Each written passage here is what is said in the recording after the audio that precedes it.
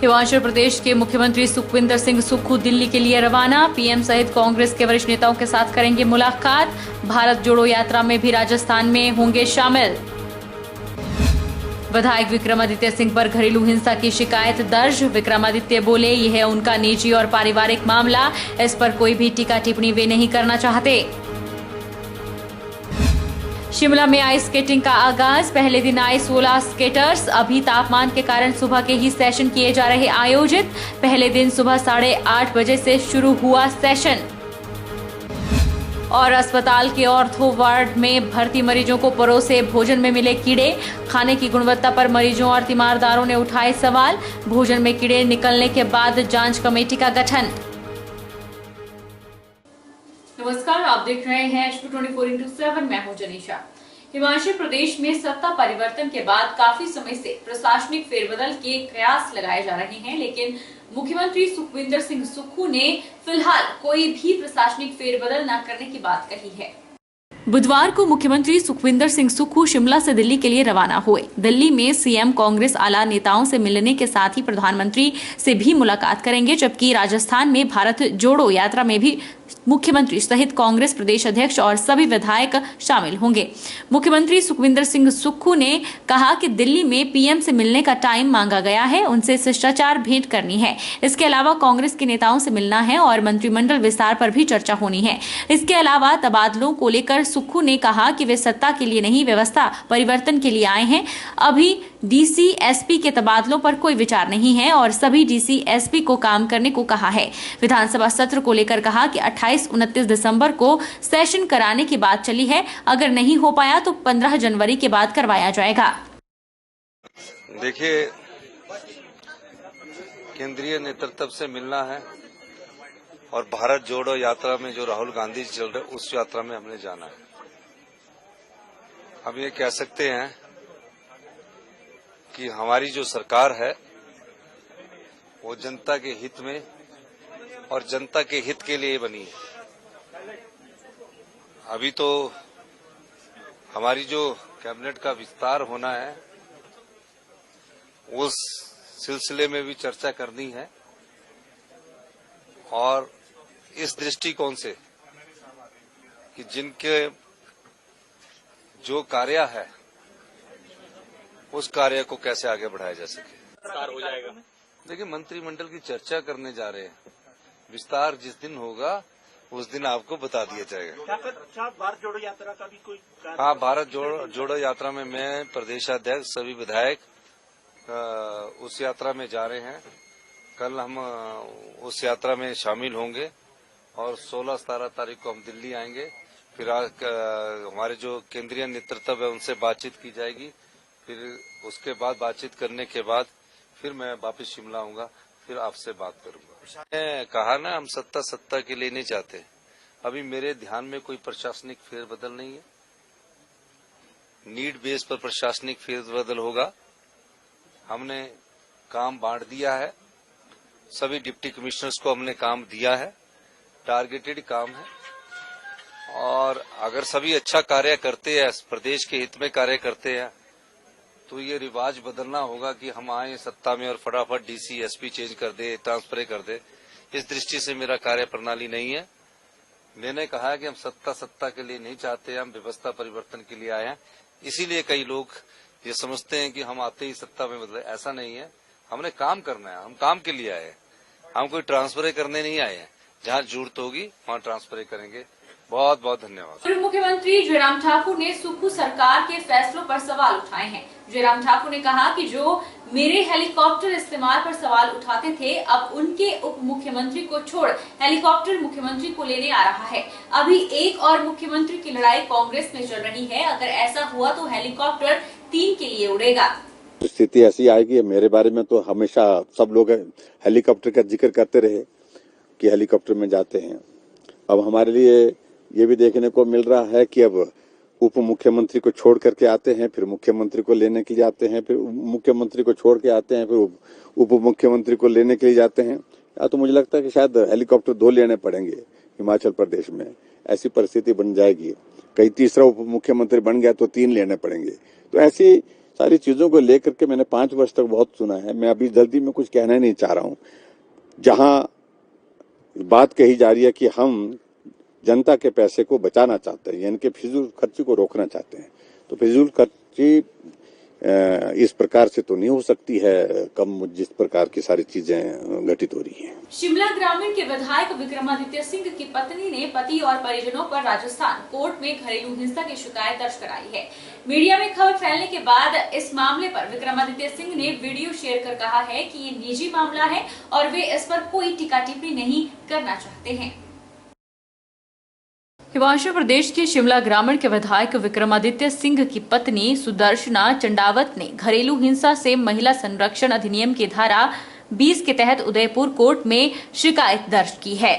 आरोप लगाया है कि शादी के कुछ समय के बाद शिकायतकर्ता से घरेलू हिंसा की गई। वहीं यह खबर फैलने के बाद विक्रमादित्य सिंह ने एक वीडियो शेयर कर कहा है कि ये मामला पारिवारिक और निजी है और वे इस पर कोई टीका टिप्पणी नहीं करना चाहते।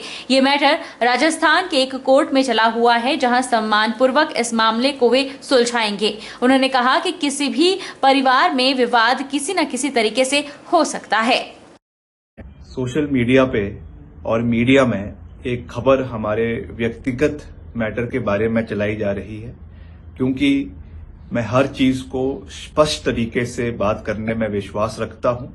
इसलिए ये बात मैं मीडिया के माध्यम से कह रहा हूं कि ये एक पारिवारिक मामला है, एक निजी मामला है और ये मैटर राजस्थान के एक कोर्ट में चला हुआ है, जहां पर हम सम्मान पूर्वक तरीके से इस मामले को मीडिएशन के माध्यम से जो है सुलझाएंगे। इसलिए मैं इस पे कोई टिक्का टिप्पणी नहीं करना चाहता हूं। किसी भी परिवार में विवाद किसी न किसी तरीके से हो सकता है, मगर क्योंकि ये एक व्यक्तिगत और एक पारिवारिक मामला है, इसलिए मैं इस पे कोई टिक्का टिप्पणी नहीं करना चाहता हूं और इसे कोर्ट के माध्यम से शांतिपूर्वक तरीके से मीडिएशन के माध्यम से बहुत जल्द सुलझा लिया जाएगा। कांग्रेस कमेटी के अध्यक्ष एवं पूर्व विधायक कुलदीप सिंह पठानी ने कहा कि चुनाव में वोट हासिल करने के लिए पूर्व भाजपा सरकार ने जहां जहां पर भी लोगों को गुमराह करने के लिए झूठे शिलान्यास किए हैं, उन सभी योजनाओं और प्रोजेक्टों को कांग्रेस की नई सरकार रिव्यू करेगी। हमीरपुर कांग्रेस जिलाध्यक्ष कुलदीप पठानी ने कहा कि 40 सालों से हिमाचल में कांग्रेस की सरकारों ने विकास का इतिहास रचा है। भाजपा लोगों को गुमराह करने के लिए इस तरह की बातों को फैलाती है, लेकिन अब आम जनता सारी सच्चाई को अच्छी तरह से जान चुकी है। यही वजह है कि कांग्रेस की सरकार को प्रदेश की जनता ने अपना आशीर्वाद देकर पूर्ण बहुमत से सरकार बनाई है। उन्होंने कहा कि सुखविंदर सिंह सुक्खू के नेतृत्व वाली कांग्रेस की सरकार प्रदेश के हर क्षेत्र का एक समान विकास करवाएगी और जब मुख्यमंत्री हमीरपुर आएंगे तो उनका जगह जगह पर भव्य स्वागत किया जाएगा।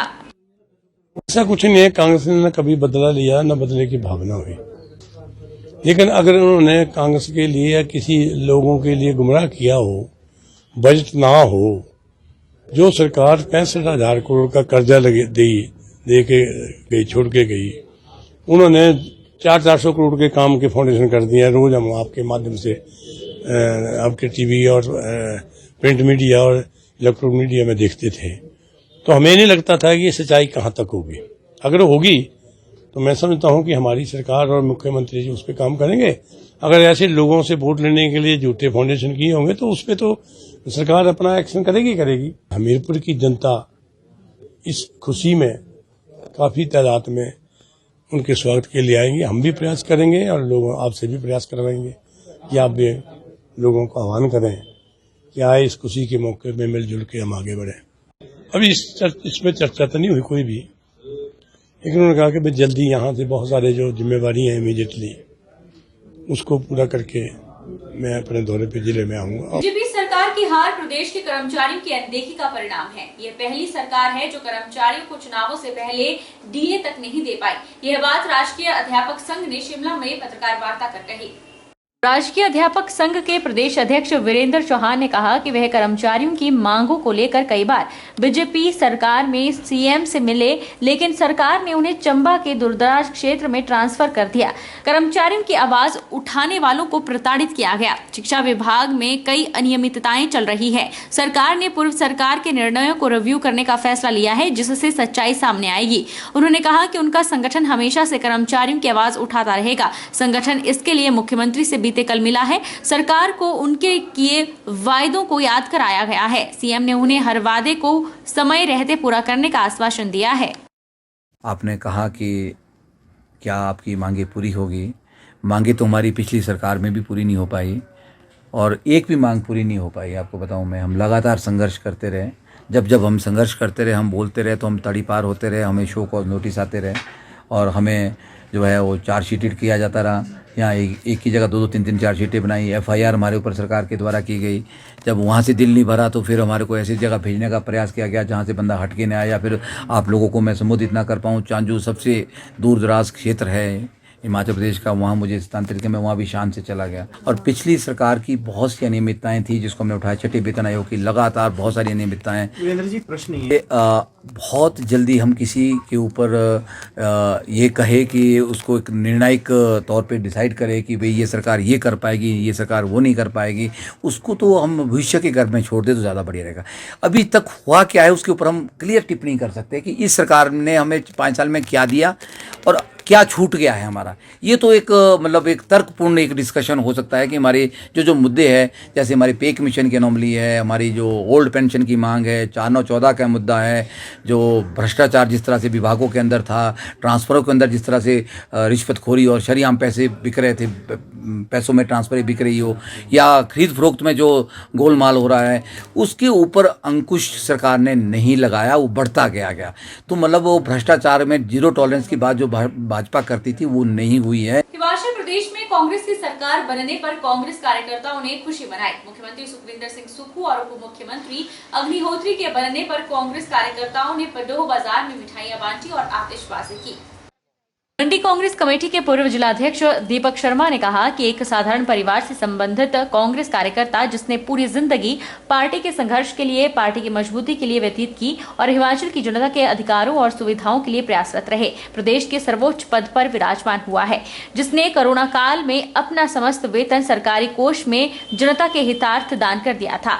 इसी के साथ मुकेश अग्निहोत्री के प्रदेश के उप मुख्यमंत्री बनने पर खुशी जाहिर की। दीपक शर्मा ने प्रदेश में कांग्रेस सरकार बनने पर प्रदेश की जनता का आभार व्यक्त किया और प्रदेश कांग्रेस कमेटी के अध्यक्ष और मंडी संसदीय क्षेत्र के सांसद प्रतिभा सिंह का विशेष धन्यवाद किया कि उनके नेतृत्व में भाजपा चारों खाने चित हुई और प्रदेश में कांग्रेस पार्टी की विकासशील सरकार बनने का रास्ता साफ हुआ।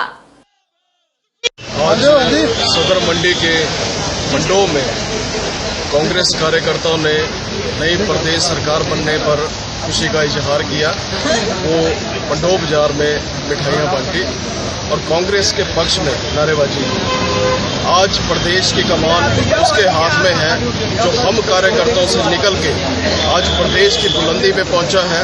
संगठन का जिन्होंने काम किया है, आम एक साधारण परिवार से जो इंसान निकला है, आज प्रदेश के सर्वोच्च पद में बैठा है। न केवल वो आम परिवार के दुख दर्द को समझते हैं, बल्कि इस कार्यकर्ताओं के भी, संगठन के कार्यकर्ताओं के भी दुख दर्द को वो भली भांति समझते हैं। आज प्रदेश के उप मुख्यमंत्री पे मुकेश अग्निहोत्री जी विराजमान हुए हैं और मंडी के दामाद हैं। ये भी एक गर्व का विषय है और पहले भी उन्होंने प्रदेश की सेवा की है। लगातार वो वहां से हरोली विधानसभा से जीते हैं और जनता ने उनको स्वीकार किया है। कांग्रेस पार्टी का हर एक कर्मठ कार्यकर्ता, हर एक पदाधिकारी, हर एक नेता इस जीत का हकदार है और हम प्रतिभा सिंह जी का धन्यवाद करते हैं कि उनके नेतृत्व में इस प्रदेश में कांग्रेस जो सरकार है वो शासित हुई और जो हमारी जो पहले की सरकार थी, जयराम सरकार थी, उसके जो कुचक्कर थे उससे हमने निजात पाई।